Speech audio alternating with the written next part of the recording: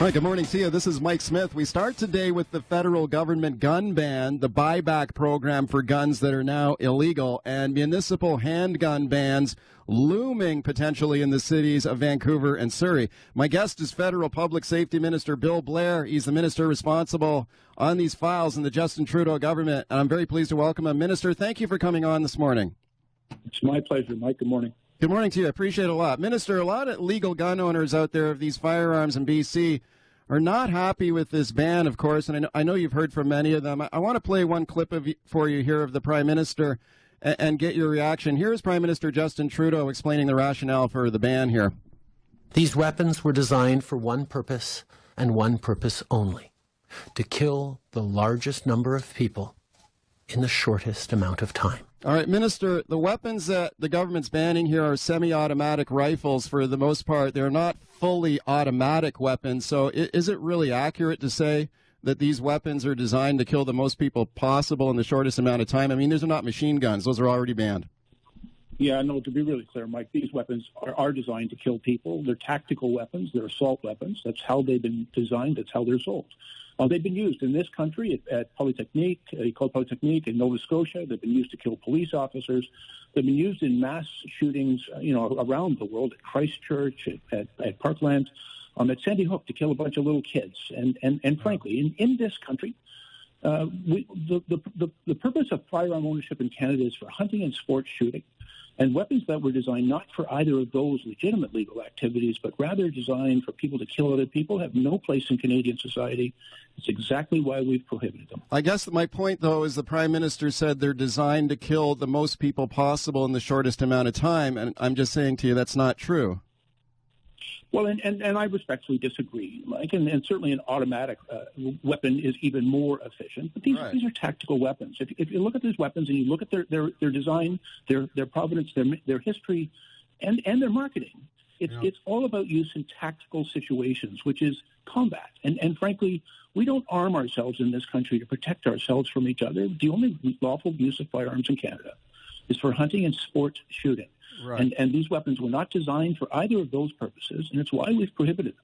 They've been used in terrible tragedies in this country and around the world, in most sensible countries, by the way. New Zealand, Australia, the United Kingdom have already preceded us with prohibiting these self-same weapons. And so we believe that this is necessary and appropriate to keep Canadians safe. Okay. And it doesn't, by the way, affect hunters and farmers and sport shooters, because that's not what these weapons were designed for. Okay, well, I've heard from a lot of people who own the AR-15, which is probably the most notorious firearm we're talking about here, and they do use that for sport shooting. It's the only thing you can really use with an AR-15. But let me play another clip from the Prime Minister. Here is Justin Trudeau on the AR-15. You don't need an AR-15 to bring down a deer. Okay, it's already illegal, though, to hunt a deer with an AR-15, right? So a lot of gun owners are saying this is a false argument. Your thoughts? Yeah, well, it's not a hunting rifle. That's very clear, and the Prime Minister is absolutely correct in that regard. But let's again be very clear. The AR-15 is a weapon. It is the weapon of choice at many tragic mass murders that have taken place. And listen, I'll acknowledge that I've heard from the gun lobby and their paid lobbyists. These are apparently fun. But I measure that against the priority of public safety, and I don't think there's any greater responsibility for any government in any order of government than keeping its citizens safe. And so, in Canada, we regulate all firearms. We restrict those ones which are very dangerous. And for guns that really have no place in hunting and sport shooting, which are simply too dangerous in civil society, we prohibit them. That's what we've done. What about, speaking of people who shoot guns for fun, if they go to a gun range, what is the rationale for banning airsoft guns or basically pellet guns that people play with for fun? What is the point of banning those? Yeah, thanks, Mike. It's a really important question. We're not talking about banning BB guns, pellet guns, or paint guns. What we are, in fact, doing is listening to the police. And the police for over 20 years have been urging governments to prohibit replicas which exactly replicate very dangerous weapons. They're completely undiscernible from the real thing. And what the police have urged governments to do, and what we've listened to, is banning those weapons that are exact replicas of highly dangerous weapons, because in fact those devices are used in crime. They cause serious injury. They are deeply concerning to the police. I spoke just recently to the Chief of Police, for example, in Winnipeg, who said last year they seized 215 replica firearms used in crime. The police have urged us to prohibit those weapons. We've listened to them because we understand their point of their dangerousness. And there's no reason why people can't have BB guns, pellet guns, or paintball guns, but only that they cannot exactly replicate dangerous firearms. Why not come down harder on illegal weapons that are largely smuggled into the country, which appears to be the vast majority of the type of weapons that are used for illegal activity in Canada? I want to play this very short clip here for you on this point from the opposition leader, his Conservative leader, Aaron O'Toole. As much as 80 to 90% of the firearms used in illegal activities, mainly in large cities, come from illegal smuggling from the United States. Okay, is he correct on that, Minister, that we're talking a very, very large majority of the gun crime in Canada is done with weapons smuggled across the border? Is that right? Well, certainly smuggled across the border is a significant source of that, but I would point out to Mr. O'Toole that he actually voted to cut thousands of officers from both the RCMP and the Border Services. When we've tried to restore those officers, he voted against that. And I also point out to them that in Bill C-21, we acknowledge there are three ways in which criminals get guns. In some places of the country, they're smuggled across the border. In others, they're stolen from lawful gun owners or gun stores.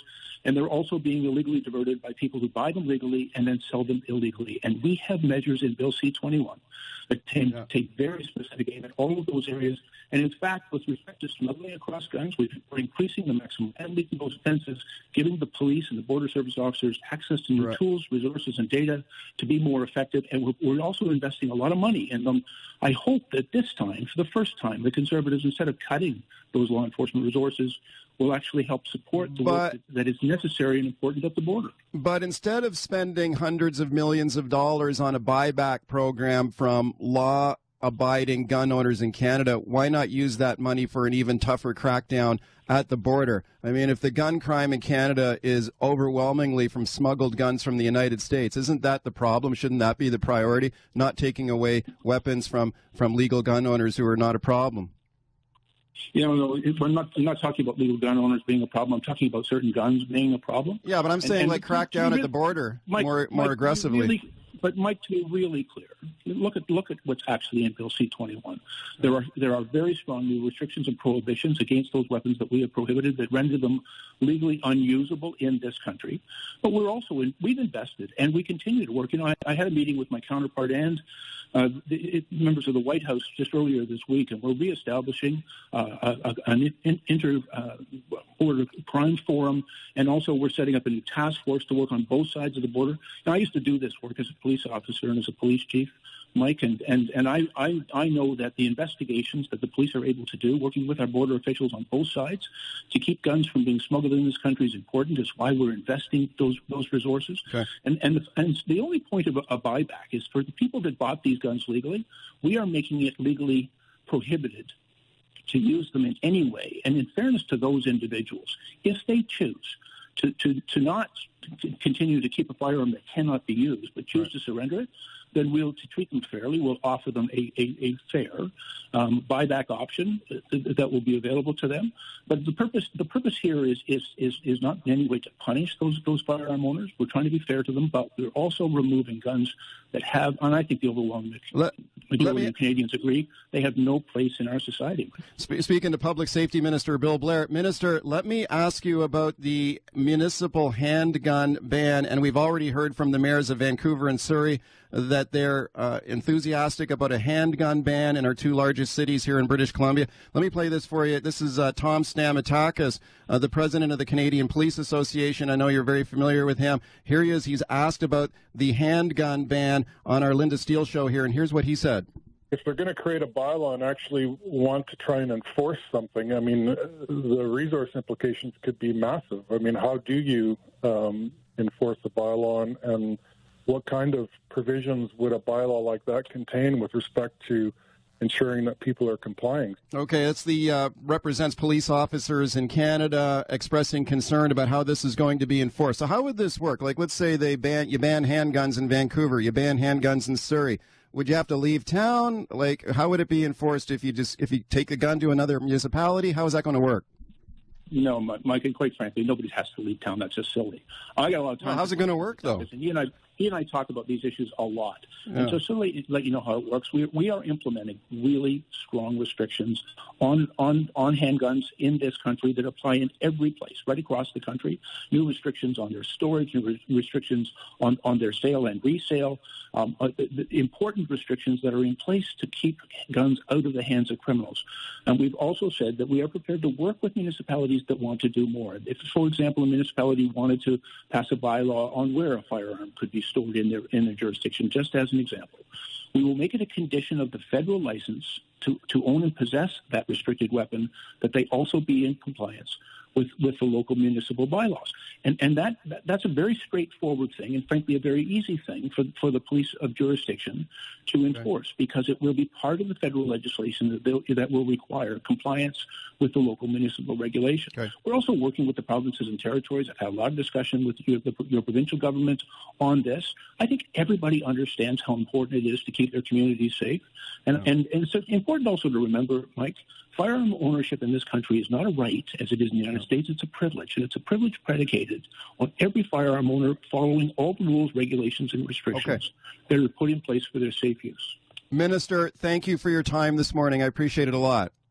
Yeah, of course, Mike. You have a very good day, my friend. Thank you. Same to you. Federal Public Safety Minister Bill Blair there. Open the phone lines now. When we come back, take your calls. By Sea Lovers Fish and Chips. All right, welcome back to the show. You heard my conversation there with the Federal Public Safety Minister. We got lots of calls. Let me quickly get the reaction from Rod Giltaca, now CEO, Canadian Coalition for Firearm Rights. Rod, I know you were listening to that interview. Anything jump out at you there? Well, a couple of things. I'll try to make it as quick as I can. The first thing is something that's very common with Mr. Blair. He says, we aren't banning pellet guns while they ban them. He said, no, that's the airsoft guns that they're banning, right? He says because they're replica weapons. Well, but that criteria is entirely subjective. How far away from, like, do they all have to look like space guns? And what how do you define space guns? And so basically everyone that's playing airsoft right now, you're done. All the businesses that sell that stuff, you're done. Manufacturers aren't going to change the way that they're manufacturing these guns to please a small market like Canada. So he says, we're not banning airsoft. We're not doing that stuff. While he does, he says, we're not banning hunting and sports shooting guns. While he does. And it's doublespeak. And let me just say this one more thing, Mike. Yeah. If you have to use doublespeak, if you have to lie or sidestep around your points, you're probably not doing the right thing. And I think that's what people need to understand. Okay, let's take some phone calls here. Adrian on the line in Langley. Hi. Hey, good morning, Mike. Hi. Morning, Rob. Wanted to say you guys are doing a great job. Thank you very much for all your support as gun owners. I find it infuriating when I hear Bill Blair coming out the way he does. He's using propaganda by, all the children that are getting shot up. It's not all the children that are getting shot. Yes, there's things that do happen out there, but it's not by legal gun owners. And he's not focusing on the problem at hand. It's easier to focus on us people who are legal, law-abiding citizens, rather than actually taking the bull by the horns. Rod Giltaca, your thoughts? Well, there have been, because I have to be honest on both sides of the argument. There have been licensed gun owners that have committed multiple victim public shootings in Canada. It's extremely rare. But then, it's funny because I got into a Twitter fight with somebody on this, and I said, listen, if somebody is smart enough to go through the PAL or to legally purchase a firearm, I assure you, if you keep the firearms away from them, they're smart enough to spend $40 and rent a van like happened in Toronto. So it's really about a real conversation about public safety. Licensed gun owners do not represent a disproportionate risk to public safety, and I actually had Bill Blair admit that to my face on camera, and a lot of people know about that video. Okay, speaking of Toronto, Thomas on the line, calling from Toronto. Hi. Hello, how are you? I'm good. Go ahead. Just by way of background, I was in the infantry for a number of years. I am a police officer in Toronto. I'm also an armor. I was certified as an armor by Colt Canada, and I'm just simply here to speak about some of the hypocrisy that Mr. Bill Blair was repeating to the public. I would call it propaganda. Namely, first, when Trudeau said that these firearms are designed for one purpose and one purpose only, to kill the largest people in the smallest amount of time, I'm paraphrasing, that's not accurate. Right. Firstly, I put that to him, because it sounds like when he says that, it sounds like he's banning machine guns or something, which are already illegal. Anyway, go ahead. yes, but just to that point, what I was going to say is, having disassembled and worked on both military, the very police firearms that are in the possession of police officers from coast to coast, I can tell you for a fact that the prohibited firearms, which were described as such by the Prime Minister and which have been echoed by Mr. Bill Blair, are the exact same firearms in the safes of Canadians and in the hands of police officers. So how can they both be a weapon designed to kill the largest amount of people in the shortest amount of time in the hands of civilians? And for police officers, as we literally train at our police college, they are taught as tools for self-defense. They're called law enforcement carbines with our particular force. And with the RCMP, they are called law enforcement patrol carbines. There's a huge disconnect. Okay, Thomas, thanks for calling in. I appreciate it. We're up against the clock, but I do appreciate you calling in from Toronto. Rod Giltaca, we could probably fill a whole show talking about this stuff, but thank you for coming on. We'll have you back. It's my pleasure. Okay, Rod Giltaca there. He's CEO, Canadian Coalition for Firearm Rights. We had a lot of calls we couldn't get to there, so phone me on the buzz line, okay, and leave me a voicemail there. Tell me what you think. We may play it later. 604-331-BUZZ is the number. 604-331-2899. When we come back, some of the anti-masker mayhem we're seeing in